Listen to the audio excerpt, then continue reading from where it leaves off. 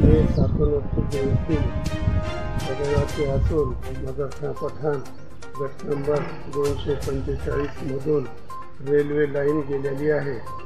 त्यामध्ये मी रेल्वे कर्मचारी अधिकाऱ्यांनी माझ्या शेतामध्ये न विचारता स्लीपर लावलेले आहे।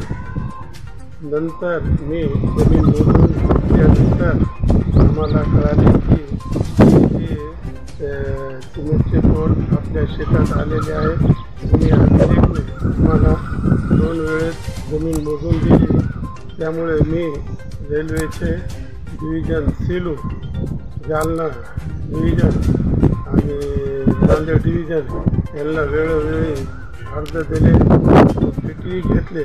त्यांना सांगितले की तुमची रेल्वेपासून मेन लाईन माझ्या शेतात किती लांब लावलेले आहे ते मला माहिती स्वरूपात देऊन दिले।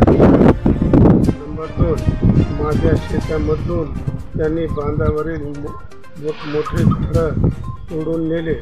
PW साहेबांनी कोणत्या बांबू नंबरमधून कुठले बांबू झाडे तोडायचे याचे लेखीसुद्धा दिलेली होती, तरी त्यांनी ती न पाहून माझ्या बांधावरचे मोठमोठे झाडं कमी भावात म्हणजे 900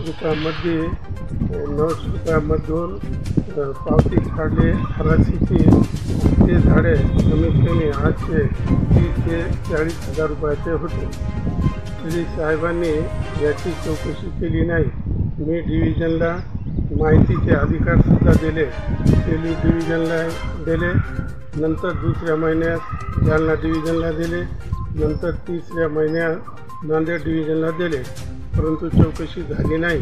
त्यांचे म्हणणे चौकशी करू म्हणता 2018 पासून आज 2025पर्यंत माझी काही माहिती घेतली नाही। तरी मी आता कोर्टात जाण्याची वेळ आलेली आहे आणि मी कोर्टात जाणार। आणि समजा तुम्हाला त्यानं न्याय का दिला नाही? तुम्ही अगोदर झगडला असताना त्याच्या? हां, 21 अर्ज दिलेले आहे ना। बरं, बोलता महाराष्ट्रासोबत शेख फिरोज गुलाब सातून।